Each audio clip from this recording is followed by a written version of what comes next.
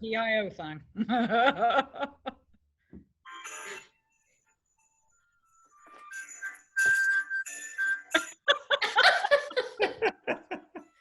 Hey, I didn't know it was a Santa hat show. I would have brought my Santa hats.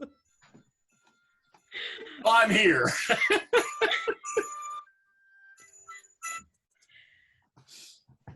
Hello, everyone. Welcome to this month's edition of Ham Talk. My name is Sam Henley, Ke0LMY. That is Melissa. Hi, Melissa, Ki5ICQ. That is our new cast member, Andrea. Hello, I'm Andrea, Kilo 2 Echo Zulu, K2EZ. And up there, sporting the dashing Santa hat, is Greg. N5XO. Hello, everybody. So we'd like to take a moment to introduce you to our newest cast member, Andrea. If you'd like to tell us a little bit about the roving reporter, we'd love to hear about your show. Well, I'm going to talk about things on weak signal, VHF, UHF, maybe some microwave sometimes, anything mobile ops as well, and which might branch a little bit beyond just the VHF, UHF area, and then of course VHF roving. I don't know anything about any of that, so just like all the rest of you, I'm gonna be learning. Weak signal is probably the best excitement you can have in this hobby. For sure. It can also be the most frustrating and boring. Oh. That could be we true. can't be boring. Somebody asked me one time what weak signal operating was like, and I told them it was like fishing. You sit there for hours, drink, and all of a sudden you get excited when you catch something. Well, Andrea, I have one question right off the bat for Andrea. Andrea, is it an expensive hobby, part of the hobby, or is it something that someone like myself can just pick up a few things and get started in? I think like many parts of the hobby, you can get into it cheaply, and you can, spend your whole shirt on it, fortune.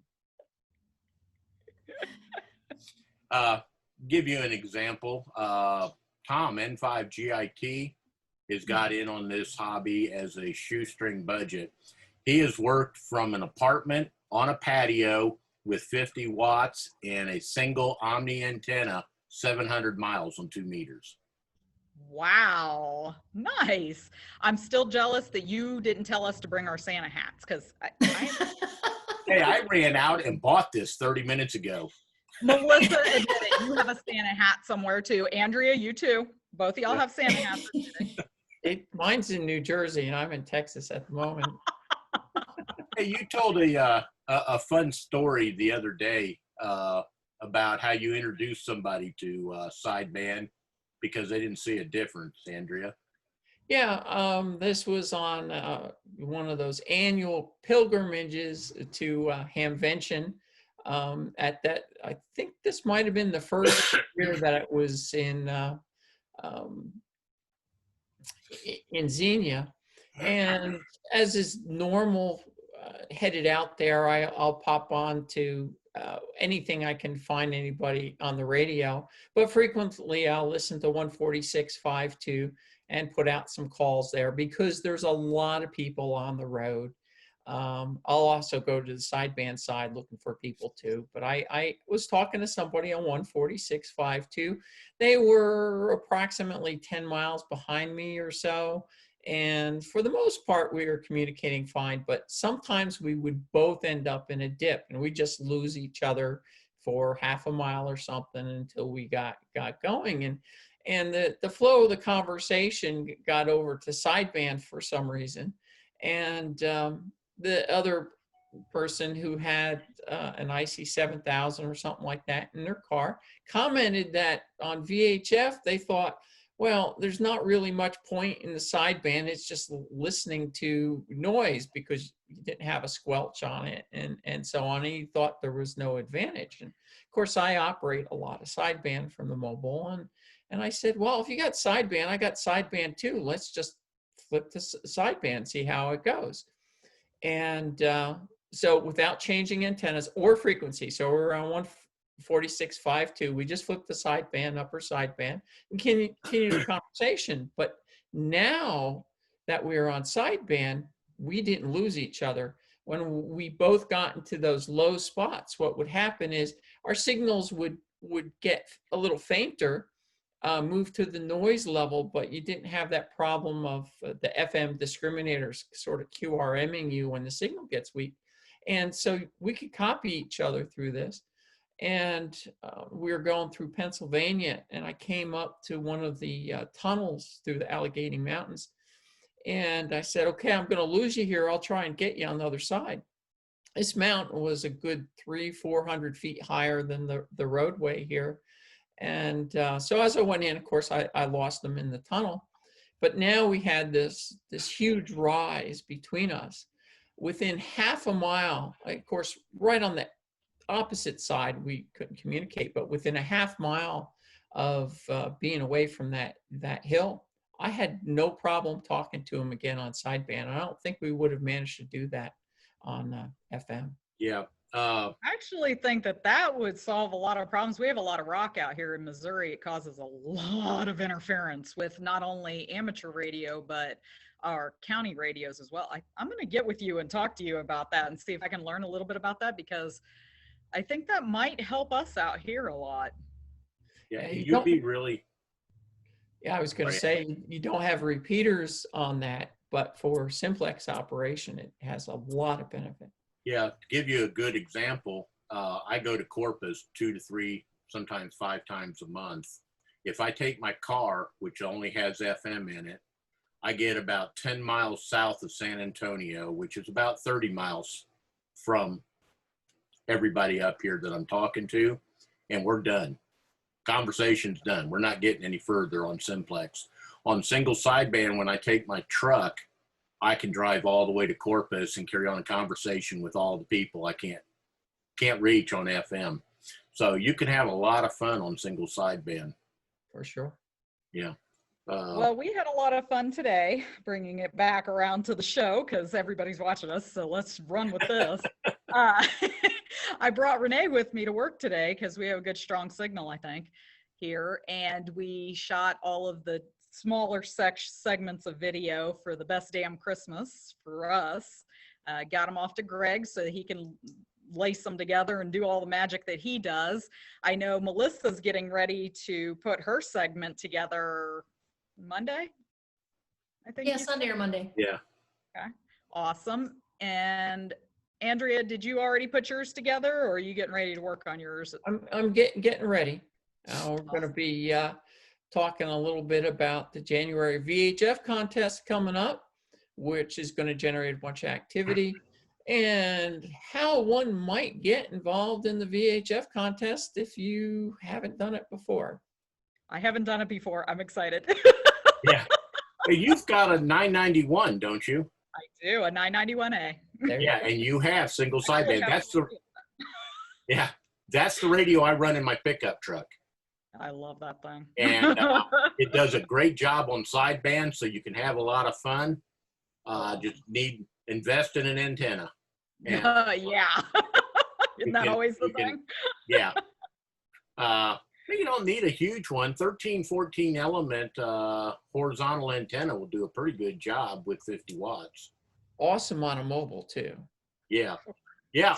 Speaking of which, Andrea's out in East Texas, which is about, I think you were about 200 miles from me. In Brenham here, I'm not sure how far from you. Yeah, I think it was like 190 miles or 100, something like that. Yeah.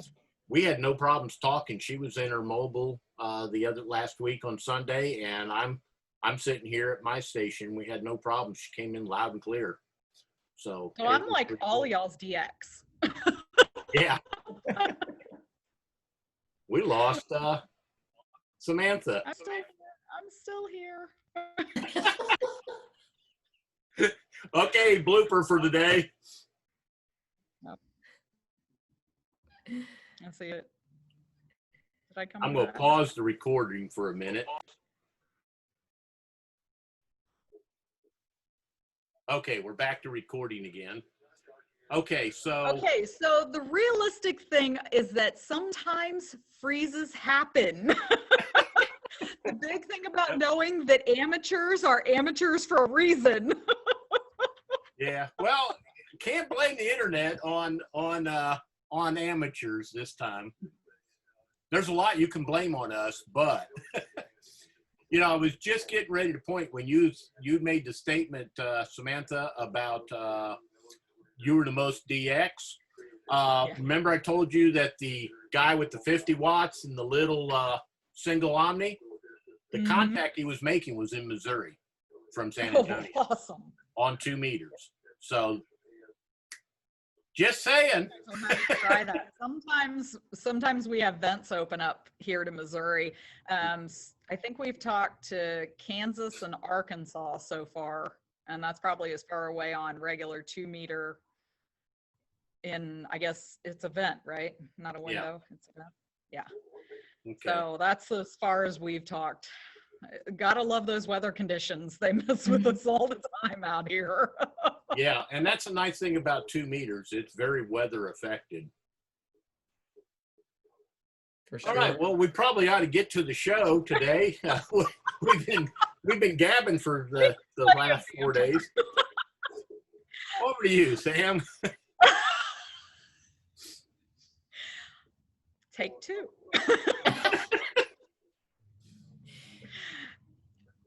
I can't remember who I'm supposed to introduce first.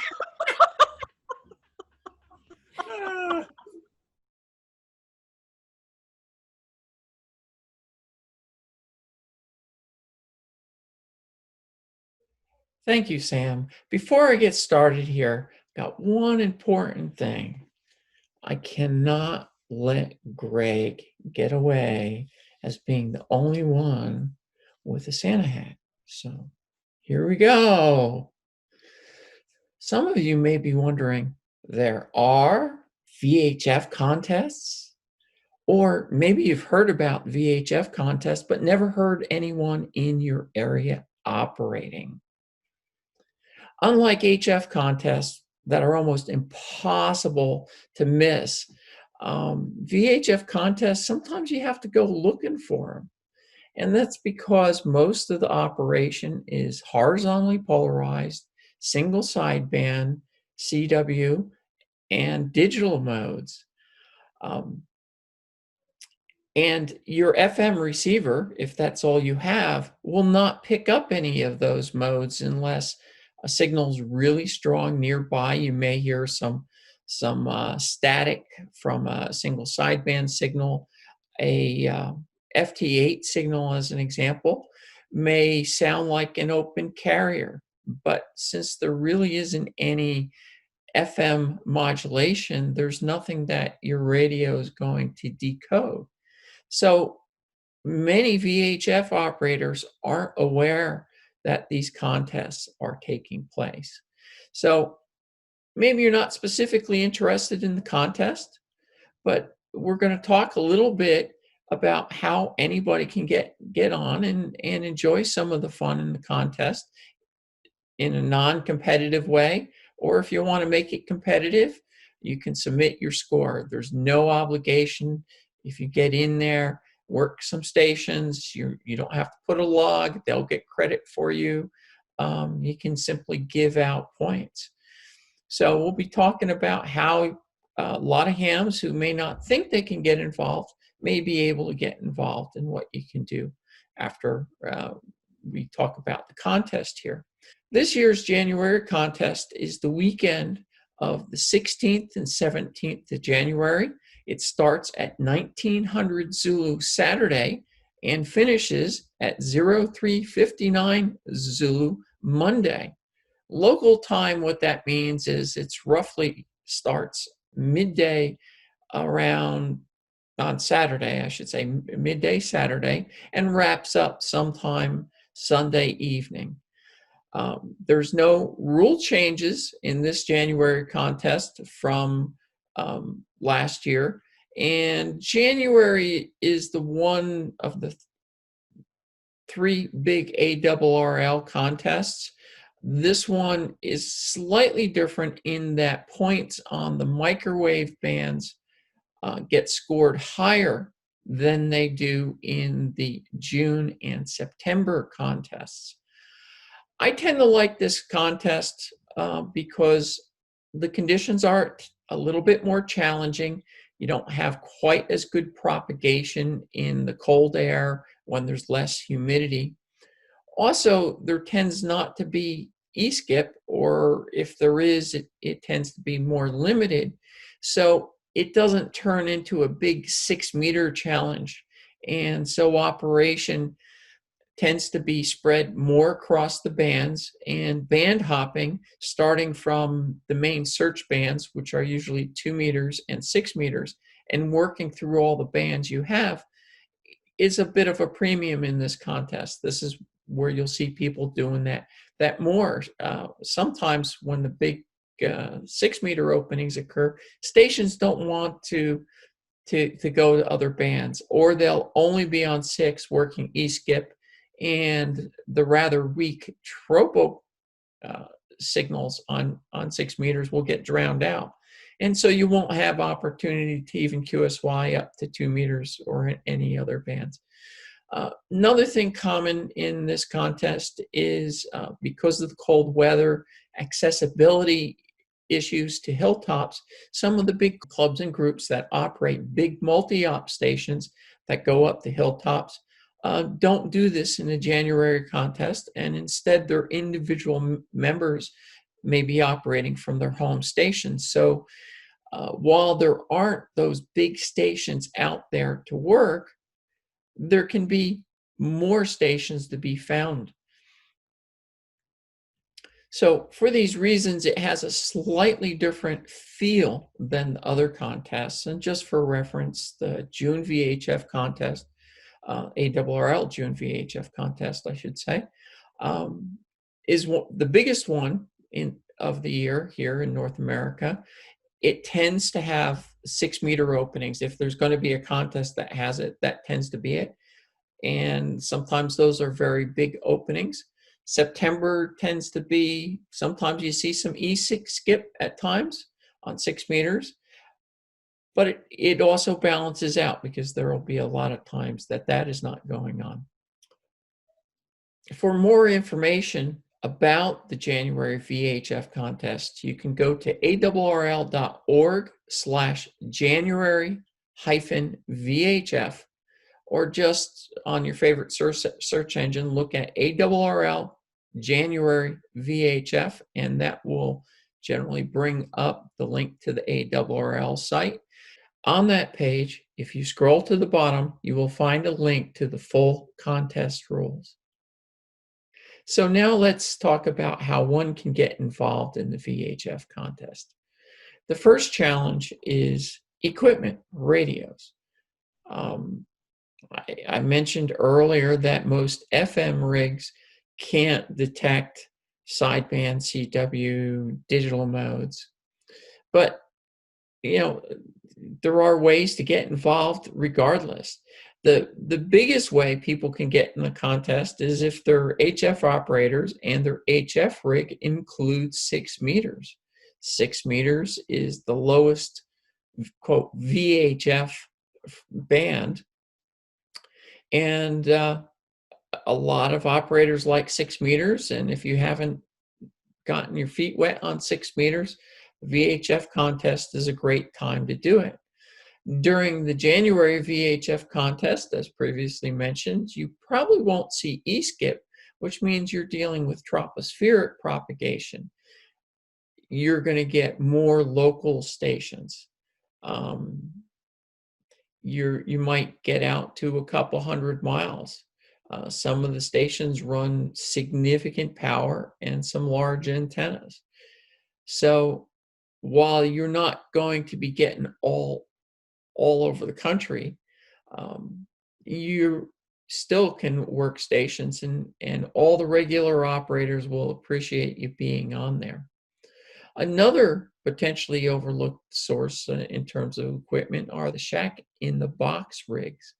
The rigs such as the IC706, the IC9000, the 7100, FT991.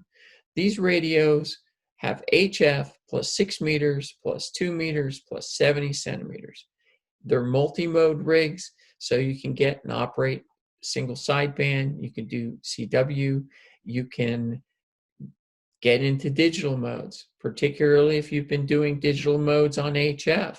You know, if you liked FT8 on HF, there's plenty of FT8 on VHF, specifically 6 meters at 50.313. That's the main FT8 frequency.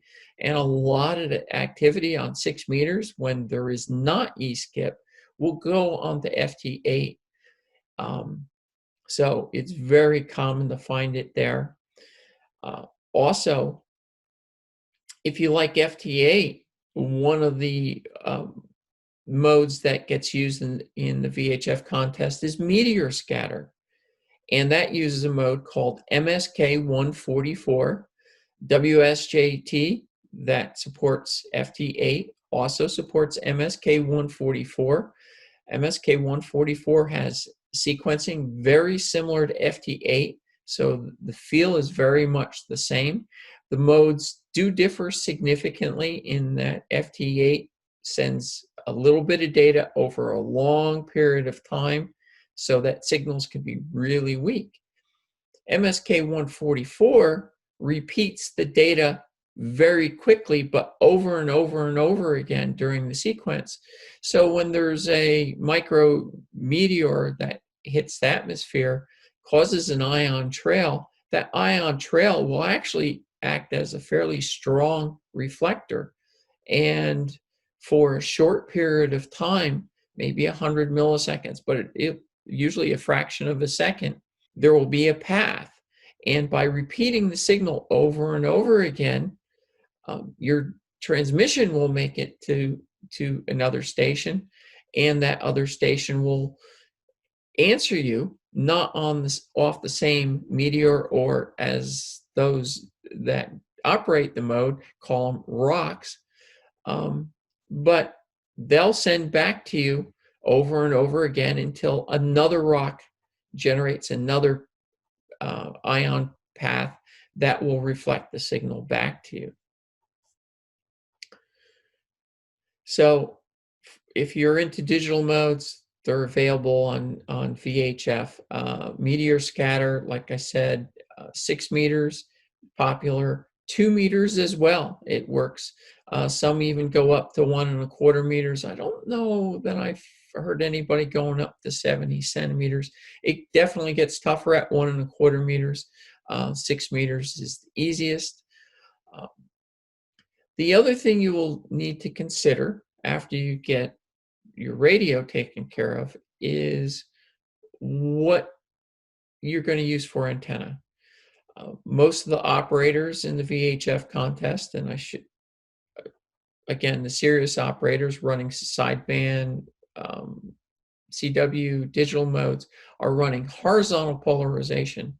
And if you use a vertically polarized antenna, you'll be immediately at a 20 dB disadvantage, and it'll be very hard to work stations. In fact, that different polarization is yet another reason why you may not know that there's a VHF contest going on if you've only had a FM only rig and vertically polarized antennas. There are horizontal omnis, half-wave loops, HO loops,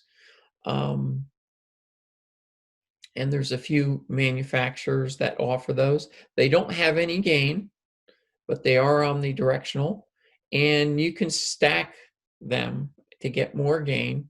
2 meter loops stacked, the stacking distance is somewhere around 4 feet, so that's not a big deal.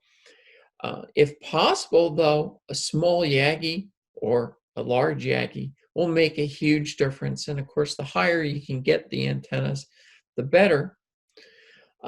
Though when you're working with tropospheric propagation, which is most of what the operators, called weak signal operators, are using,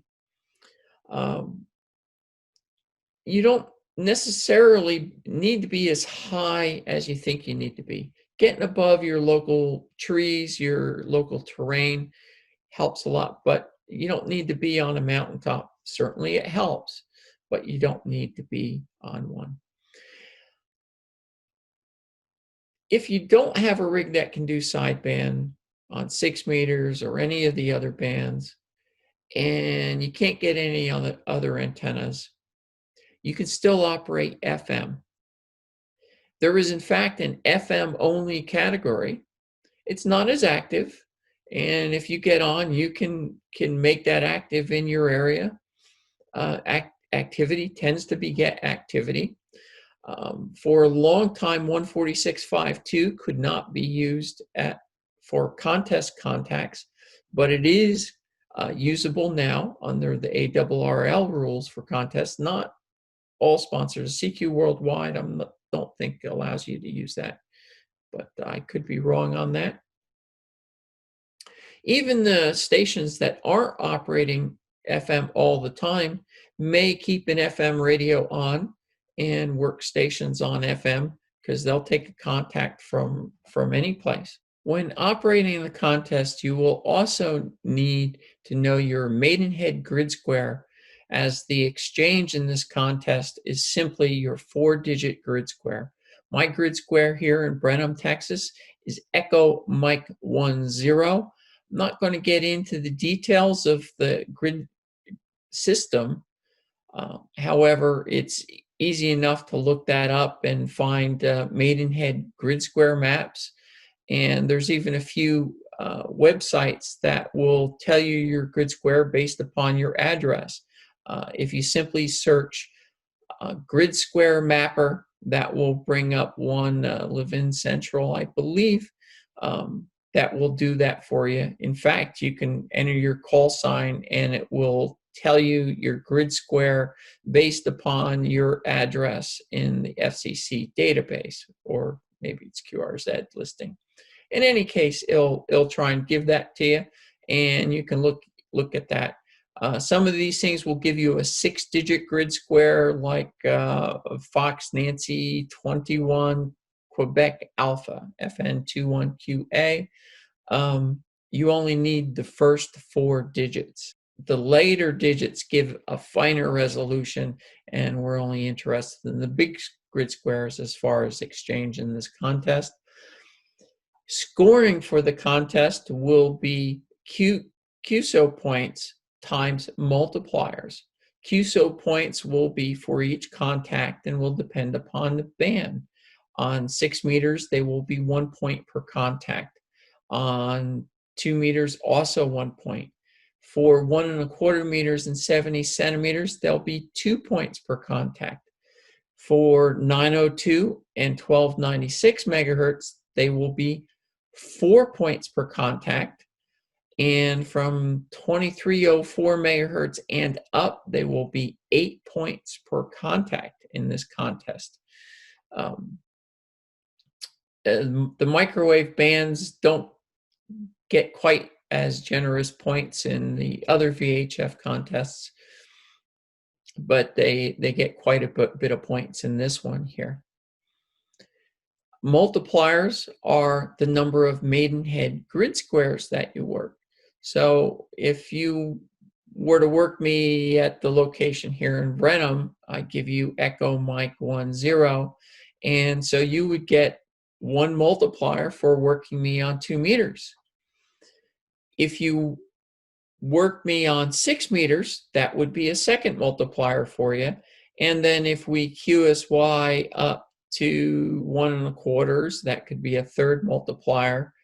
And QSY again to 70 centimeters, that would be a fourth multiplier, and so on.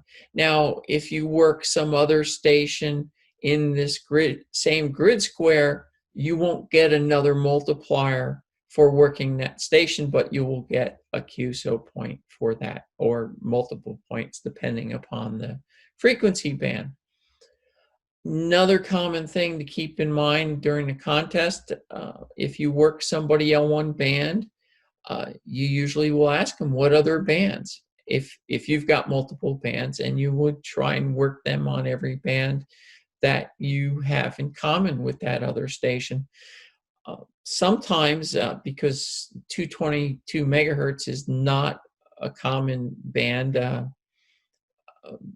it's also 1.25 meters. A lot of people there perhaps only have FM for that band. So you may work somebody at 2 meters first, then go to 6, and then go to 70 centimeters, and the only thing left is 222, and the FM won't give you the same kind of distance, but maybe they're close enough, so you give it a try. So when you're operating, if you've got multiple bands, offer those multiple bands if you can go, or ask the other station if you want to work them on those bands. Operating categories. There are several single op categories: high power, low power, portable, which is a QRP category, 3-band, and FM only.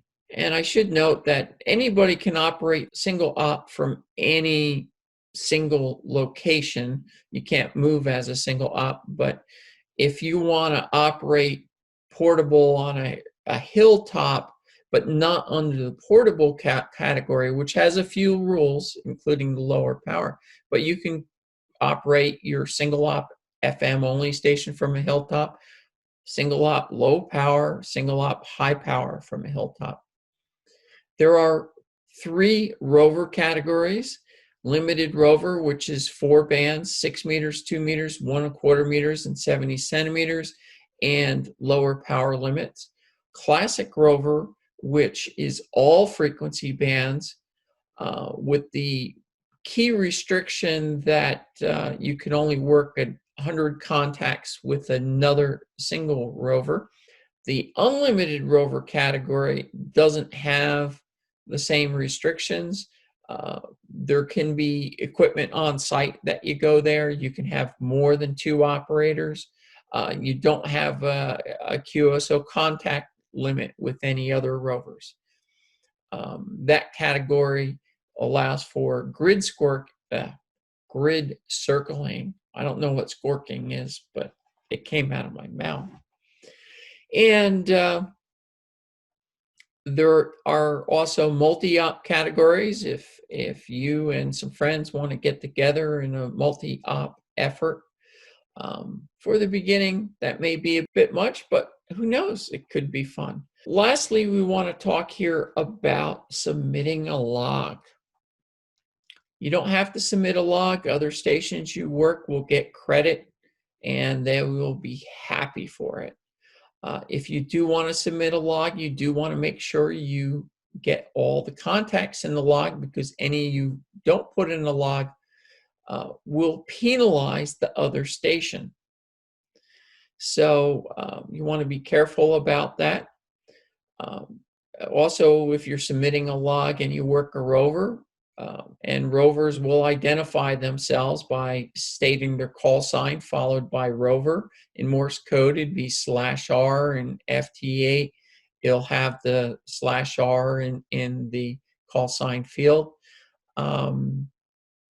They may or may not say / on the phone. I often will say K2EZ rover or K2EZ stroke rover, either way. But if you do work a rover, make sure you put the /R with the call sign, because the ARRL treats the call with the /R differently than not the /R, and some rovers have sometimes lost credit because an operator did not include the /R. So submitting the log, you may get an award to have the highest score in your particular section. You may be surprised because on the VHF contest, you're not working hundreds upon hundreds of contacts, certainly not 100 contacts an hour. Maybe on 6 meters when there's strong E-skip. There's some people that will get like that. It gets to be like an HF contest. but even 30 contacts could be a considerable effort. And if you want to get some credit, submit the score. If you don't care, you don't have to do anything more. And if you're not participating in the contest per se, and you've got a radio to listen on 146.52 and give out a point if somebody pops on, maybe you want to do that. In any case, I hope if you decide to dip your toe in the contest that you have some fun. And that's all we have for now. This is Kilo 2 Echo Zulu, roving reporter for Ham Talk.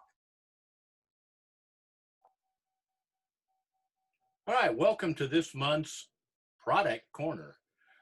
Today we're going to do a mild review of the ICOM 9700. Now, this is not designed to be an in-depth, deep dive review. There's plenty of those out there. What this is an introduction to the product and why I like it or why I dislike it, and to help you make a decision if you're moving forward to go ahead and start looking at something. I don't know about a lot of you, but when the ICOM announced that they were coming out with the new IC9700, I, for one, was extremely excited. I've always been a huge fan of the Yaesu FT736, the ICOM 911H, and some of the other older radios that Kenwood had, like the 711 and everything, that were dedicated VHF, UHF radios. They weren't trying to be everything to everyone like so many of the shack in the boxes, the Kenwood TS2000s, the 746 and things like that. So what that meant was, in theory, no nonsense, dedicated rig that was going to provide the best performance for the bands in which I wanted to operate. So I was really excited about the 9700 and was really looking forward to it. That said, I hated the 7300. I know it's a very popular radio, and that the 9700 is based on the 7300 architecture, but to me, the 7300 was an entry-level radio, and I didn't care for it. I bought one, had it for, I'm going to say 4 weeks, and ended up selling it. Fortunately, I got what I paid for it, so because it was brand new, but it wasn't a radio that I enjoyed using, and that I felt was really a great radio. I waited about 6 to 8 months to order an IC9700. I wanted to wait for the price to come down. When they first came out, they were hovering around almost $1,800. And since my intent for the IC9700 was to run it as a mobile rig in my pickup truck, in my shack behind me, everything is all transverter and flex radio for the VHF, UHF bands. But I wanted a good quality radio in my truck for the weak signal operating. So I was excited about the IC9700, and I was looking forward to picking it up, but I just couldn't justify $1,800 plus shipping and tax, so over $2,000 for a mobile radio. When it came down, when they, I want to say Thanksgiving time a year ago, it came down to $1,400. It was a close enough to trip my interest and make me move forward. Couple of things that I like and dislike about it. The ICOM 9700 has many features of the 7300, like we said, but in a 3-band VHF UHF transceiver. It's got the same color touchscreen display, same menu approach. The transceiver also has a real-time spectrum scope waterfall display. The transceiver covers the 2 meter, 70 centimeter, and 23 centimeter bands as standard. What would make it a perfect radio for me is if they'd have put 220 in it. That would have been the most wonderful aspect for it to come into. It also includes satellite mode for those that are interested in that, with any combination of the 2 or 3 bands. It features separate antenna connectors, which is one of the things that I'm very happy about and stuff. But there is a problem that I will address when we get into it here in a little bit. D-Star, digital voice on all 3 bands, the higher high-speed data mode on 23 centimeters. They call it a software-defined radio using direct sampling. Well, that's sort of true. It is on 2 meters and 432. However, in order to cover the 23 centimeter band, 1296, the architect incorporates a conventional heterodyne conversion with a 310 to 370 megahertz first IF. This IF is then direct sampled like the 2 meter, 144 and 70 centimeter, and lets it go in. The direct sampling avoids the limitation of mixing nonlinears and the need for crystal roofing filter, which in turn can introduce other performance impairments. Overall, it's a really good radio. Let's go ahead and take a look at a few things on it, and we'll go over what I like and dislike. Okay, let's go ahead and discuss a few of the things that I liked and disliked about the radio. First of all, it is now my mobile rig, which is what I purchased it for. And my initial thoughts and comments on it is it makes an outstanding mobile rig. ICOM makes the bracket for it, so it is easy to mount in the mobile. The display is very crisp and clear, so it's easy to read and access all the menus while you're operating mobile. And all the buttons are intuitive where you expect them to be. And overall, it makes it really a dream come true for mobile operating. Well, as much as you can have a dream come true mobile rig on there. So really, I can't fault the radio for anything. I really like the whole layout. However, let's go to the back panel. This is where I ran into initial things. I mean, within minutes of pulling it out of the box, I determined that I was real unhappy about this. Number one, I take weak signal operating on VHF, UHF very seriously. And what I really was impressed with the whole time ICOM was promoting the radio and when they first came out with it, is it was a radio aimed at weak signal enthusiasts. It was supposed to be a serious VHF, UHF radio. And so the first thing that I see that just reaches out, grabs you, smacks you upside the head is a UHF connector for 2 meters. I would have been much happier if they'd had end connectors for all 3 bands. To me, no serious operator uses UHF connectors unless you absolutely have no choice. You know, the impedance bump from UHF connectors, the losses, and everything, just to me aren't professional for VHF, UHF operating.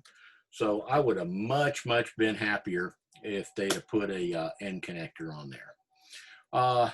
The only other complaint I have on the radio so far is simply the fact that it doesn't have a video output. To me, for the price point and everything, it would not have been that difficult to have added a HDMI monitor output. For me, mobile use, it's not a deal breaker because, well, frankly, I'm not running a monitor in my my truck. But if I was using this radio for a fixed station, base station radio, I definitely would want to be able to plug in an external monitor.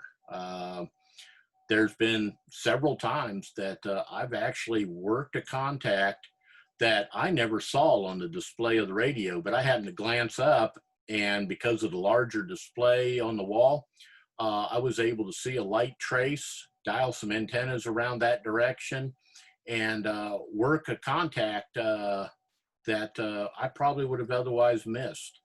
So, you know, the ability for me to plug in a large screen monitor is important.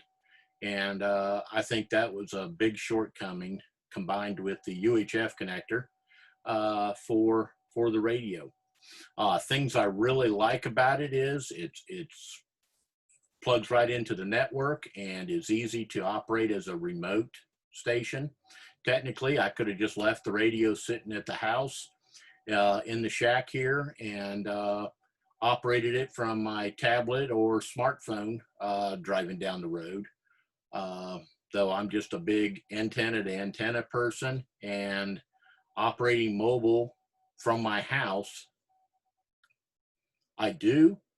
My flexes are set up that way, but that's mostly not for contesting and DXing and everything. What that's for is so when I travel and I'm sitting in a hotel room or anything like that, I can turn around and operate and talk to everybody.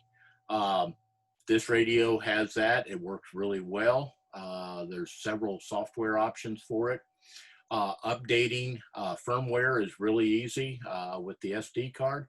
And the other feature I really like, we were doing some testing on distance with my mobile. Well, I wanted to be able to hear what I sounded like remote, or not remote, but while I was mobiling, I was going to Corpus Christi, which is about a 180-mile round trip or one-way trip. And so I turned the recorder on. This has got a really easy to use recorder. It's voice activated, so you set the squelch and stuff and you go. And we were doing some simplex FM testing. And I gotta say, I was impressed with my home station being able to get out, and I was impressed with the audio quality of the rig in the truck. So it worked really well, and it went. The other big plus for me is separate speaker outputs for the sub-band and the main band portion of the radio. So those are two big strengths that I really liked. Okay, taking a look at the first little video clip that's running in the background here. One of the things that I like about the ICOM, but again, drives home the point that I was making earlier, that ICOM missed the boat by not having a monitor output on that. That's a lot of data being displayed in a little screen here. So it'd be nice to be able to see all of it. But one of the features that I like is being able to see the audio pattern that's coming in and yours going out. And it's useful to get your sideband adjusted, that you're not clipping and everything. And it's great to work with the ALC on there. I like it, and I like the overall display. The waterfall and pan adapter are great. Again, you can spot signals coming in, dial them up. Really useful during a band opening or contest. And again, a lot of data for a little tiny screen. So I would have liked to have a external monitor. I do think there's a couple of companies, I know for the 7300, and I believe it'll work for the 97, but I haven't done any research on it, that there are some alternatives to add video output, but it does require getting in and modifying your radio, which a lot of people may or may not be comfortable with. Depending on the age of the radio and how well it works, I'm not always comfortable with it.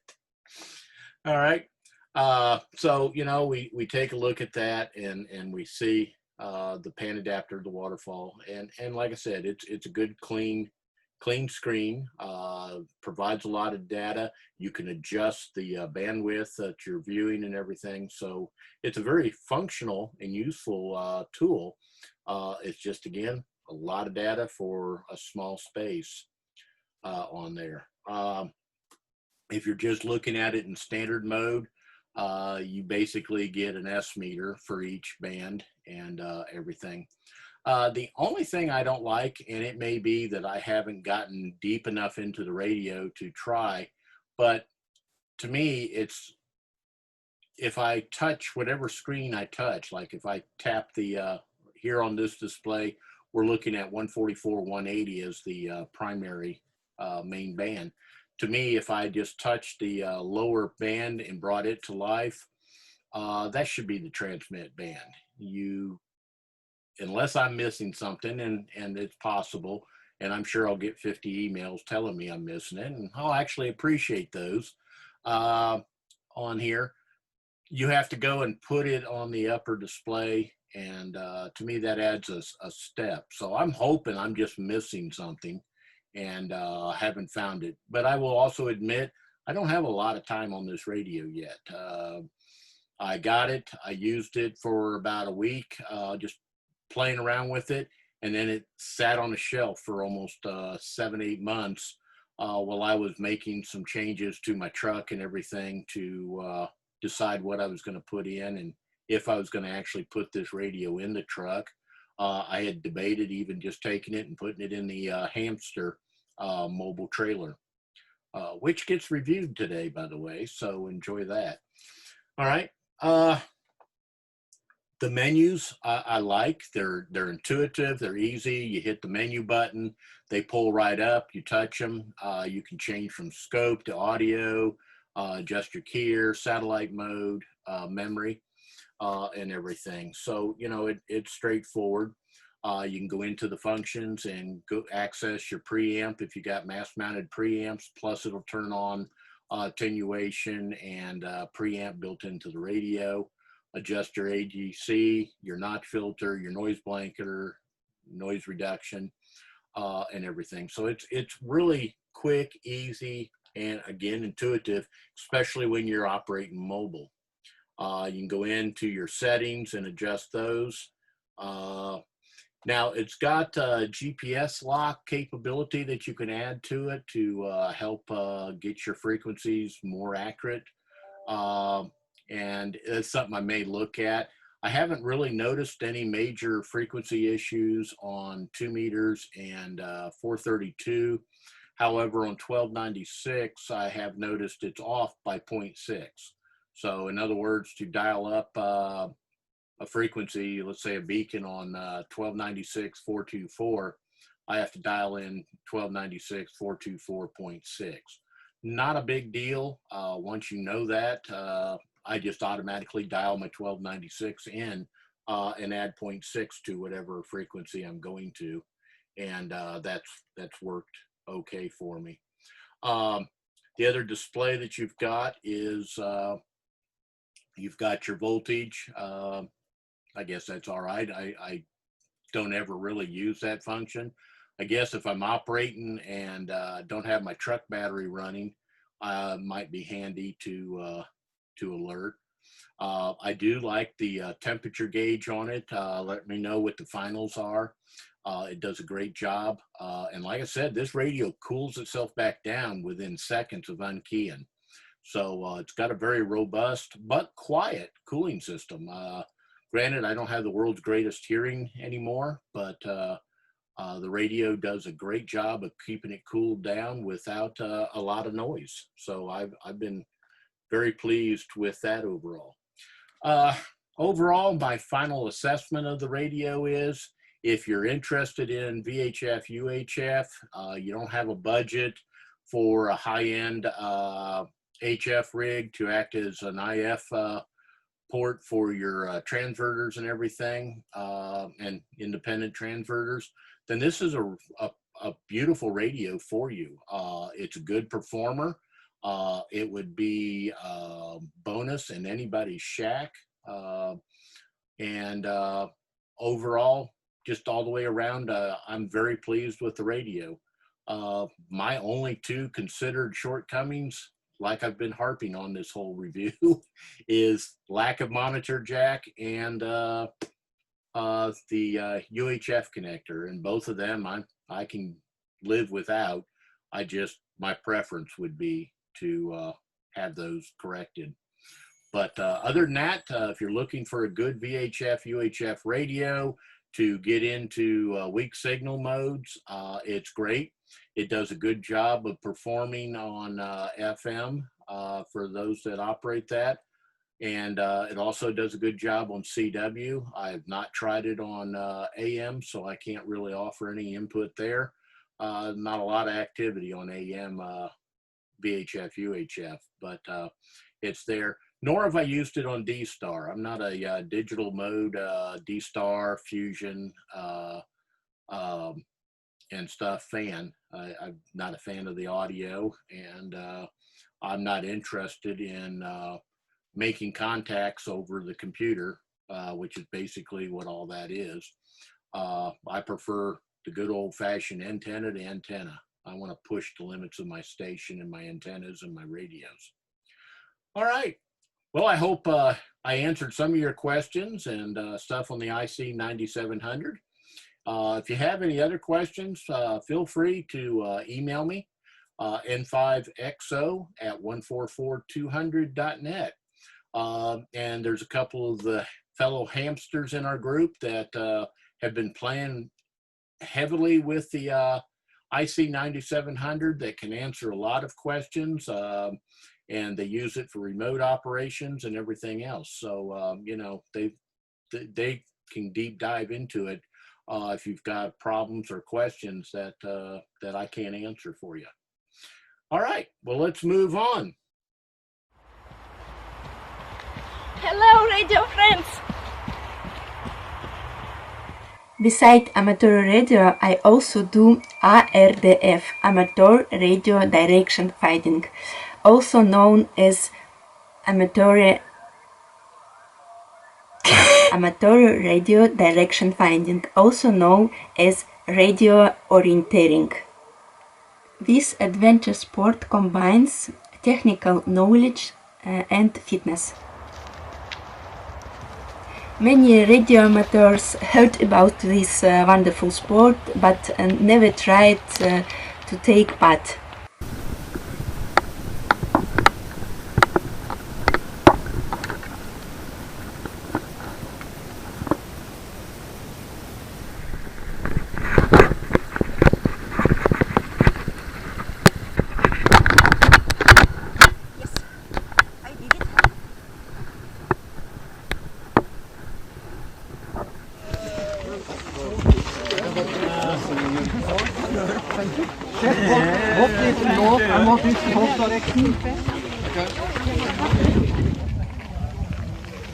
Hello my friends, we are in Norway and here Nordic IRDF Championship sprint and it will be my first time when I start with sprint.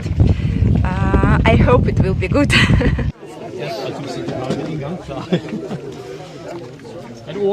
LA6 X-ray India, 2-3 times. This is the team.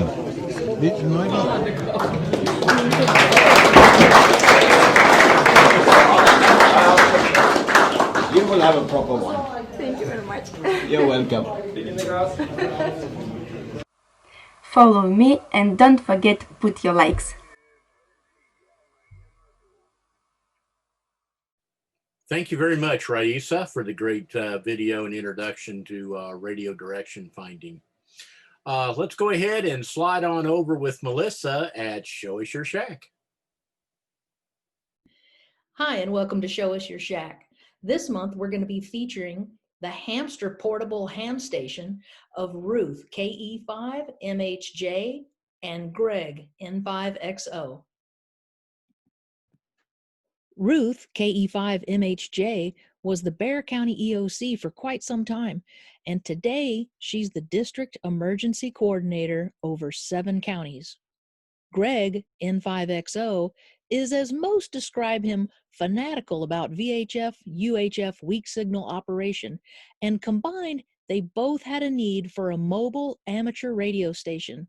So in 2013, they purchased this trailer brand new and set out to build the hamster.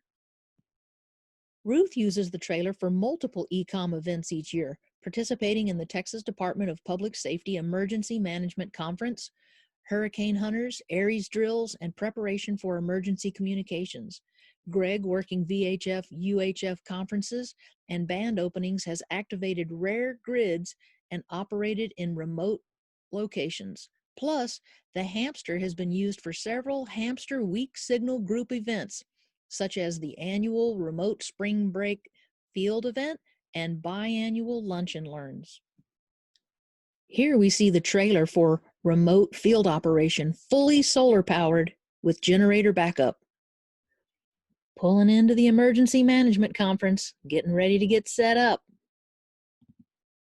This trailer is proud to represent ARRL and Aries at the Emergency Conference. Let's take a look inside toward the front.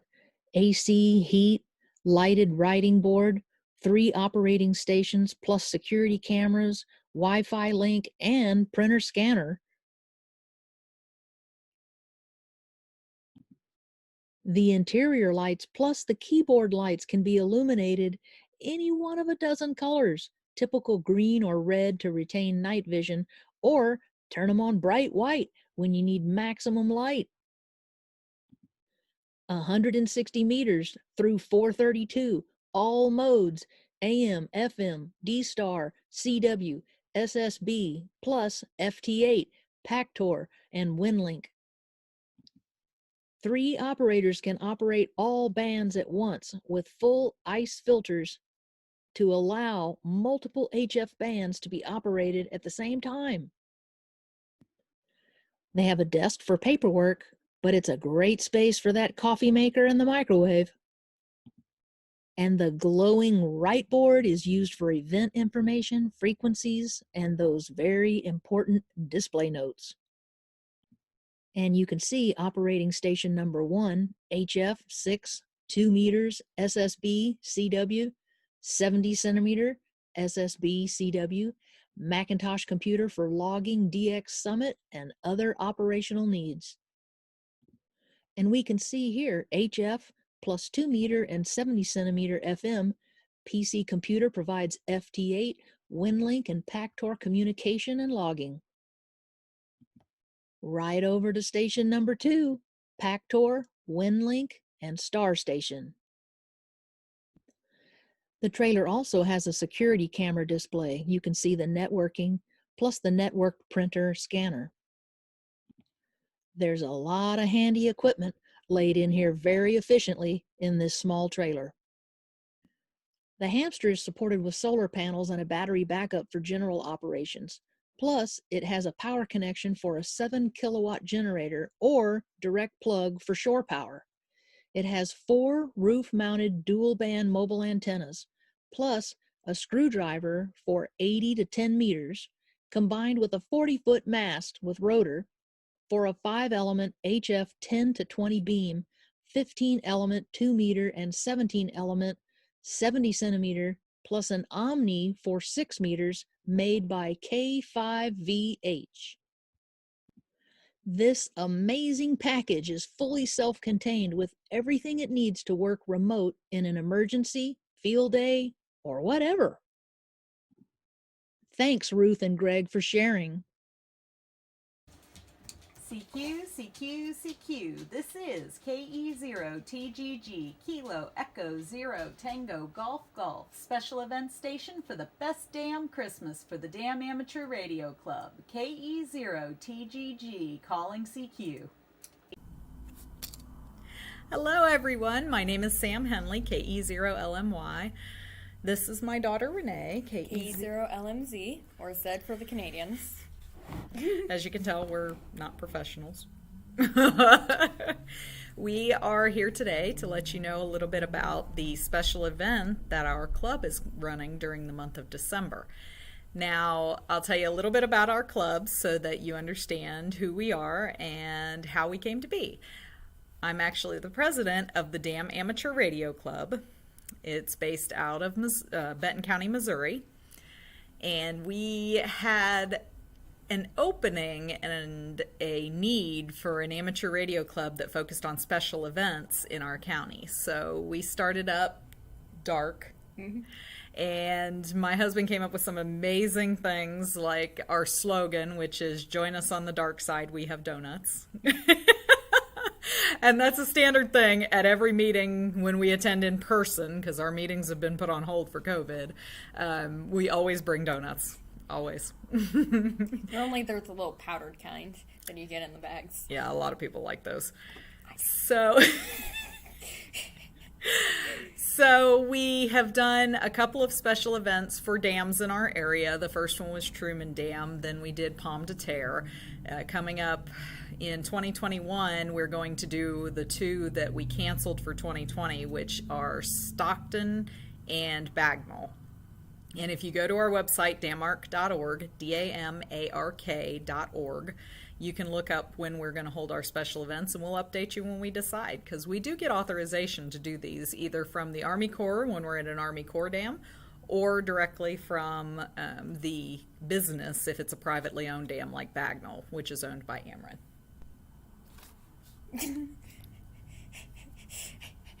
So now a little bit about our special event. My husband, Roger, KD0WXT, Kilo Delta Zero, Whiskey X-Ray Tango, decided that because COVID has canceled so many things, not only special events, but get-togethers and holiday parades, everything. It's pretty much ruined everybody's year. Yeah, let's just admit it. We wanted to be able to do something fun and exciting and bring together the amateur radio world. So my husband came up with the Best Damn Christmas, run by the Damn Amateur Radio Club. Can you tell we like to say damn a lot? Now, what we decided we wanted to do, amidst all of the planning and preparation you guys know goes into special events, is we wanted to make sure that technician class operators, like our young hams, and our children, and people new to the hobby, we wanted to make sure that they had an opportunity to operate and get in on the special event. So we picked openings on 10 meter, 20 meter, 40 meter, and 80 meter, and then we're doing phone, digital, and CW. So far, CW's been a little light, and so is phone, because there have been so many other events that I've had to get to. My husband's been operating almost nonstop digital. He's using FT8, so you can look for him, and mostly all you'll find is our club call sign, which is Kilo Echo Zero Tango Golf Golf. Tango Golf Golf. You like that? On 10 meter, we're operating around 28,440. On 20 meter, we're operating around 14,240. On 40 meter, we're operating around 7,240. And on 80 meter, around 3,840. So that's the areas that you can find us. Now we want to get over here. We're going to switch screens real quick, because on our screen we've got a presentation which gives a lot of information.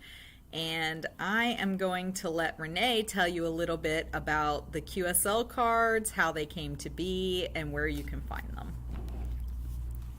Hello. I've been pretty quiet, just making funny faces in the background. So Mom designed our standard QSL card for this special event. Mm-hmm. And she's also designing a PDF certificate. We're not actually printing real certificates for this one. But on our QSL card, we have a little beaver wearing a Christmas hat and carrying a tree. He's basically our mascot for this event. And we've got a little bit of a message from our operators and all of us here at DARK. Additionally, I have designed a special QSL card with the help of Foxtrot. He's not with me today. He's not allowed into work. He doesn't have a mask. No, not like Buzzer. So Foxtrot helped me design a special QSL card for any youths that we make contact with, anyone under 18. And we'll send that out as well as the normal QSL card with a little message from Foxtrot and everything. It's very cute. I worked very hard on making it as cute as possible. You can already see a sample of the regular QSL. We're calling it the regular QSL card because we have the kids QSL card too. The regular QSL card you can find on our website. On the blog posts, you'll find one that says something about COVID cancels events, but we're going to have the best damn Christmas. That's the one you'll want to click on. It's got all of the operating information on it, and it's also got the samples of the back and the front, which I think we've changed a couple of things on there since we posted those, so they'll look a little bit different. You will not see the Foxtrot one until after the event is over because we want it to be a special surprise for the kids. So we will update that same blog post and probably do a wrap-up blog post on our website a little bit after the new year. I think the new year might be pretty busy, so it'll be a little bit after the new year. Between the 1st and the 10th of January. Yeah, somewhere in there. At some point. I'll make her do all the work. Of course you will. But we'd really like to talk to as many ham radio operators as we can. This year has been hard. I've personally lost 3 people this year in my life, only one to COVID. But I think we all need a little bit of happiness and a little bit of excitement, and we need to remember that even with COVID, amateur radio keeps rocking. We really do. We get a lot of questions about what kind of equipment we use when we're operating our special events. It really does depend on if we're going to a location, because at that point we have authorization to use the Benton County Emergency Communications Trailer. She likes that. Although the radios are the same in the trailer as what we operate at the house. I can't remember my husband's ICOM. That's because I'm a Yazoo girl. So I'll tell you a little bit about the Yazoo radio that I run, which is, again, the same as in the MCOM trailer. We have the Yazoo FT991A. I also have a Heil headset that I absolutely adore. It's lightweight. It's wonderful. I love it. My husband is slowly coming over to the Yazoo side. That's right. He likes that brand new radio they just put out. So I have a feeling that his ICOM might be a thing of the past here real soon. I wouldn't put any money on it. He likes his ICOM. As a matter of fact, one of the things he likes that I do with my call sign is Kilo Echo Zero, love my Yazoo. So we use that as the radio. We have an MFJ tuner. I can't remember the number off the top of my head, but we're going to post all of this information on our QRZ page, so you can look that up on there. I'll have my husband write all that information down for you. And we use a standard multi-band end-fed antenna. So we are not rich people. We love to just use what we have and use what we can and just get into the spirit and the enjoyment of the hobby. Yeah, it's more about how many contacts we make rather than the equipment we use. And believe it or not, we spend a lot of time going, okay, now we'll take the QRPs, we'll take the mobile stations. We do a lot of making sure that the little guys that don't have a lot of power, we really reach down into the weeds for you. So try, because we would love to talk to you. Trying to get Renee to agree to do the 10-meter contacts because we think that would be exciting. She has not operated a special event yet.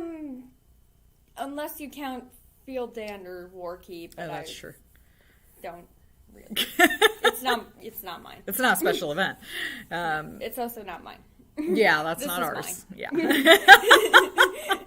So she's pretty proud of what she's been able to accomplish. We're super excited about the event, guys.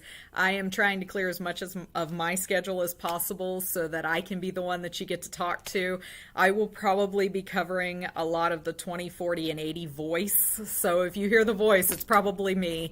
Roger does a lot of the digital, and our club member Steven Swerline, KF6DRH, he does the CW for our club, and he's the only one right now. We have another club member, Kelly Stanfield, W0YQG, and she is a blind ham, and she is trying to learn coding. She's trying to learn Morse code. From what I've heard, she's actually almost past it. I'm excited. I'm excited. So a little shout out to everybody that's taking part. Our club members, you're going to hear from Renee.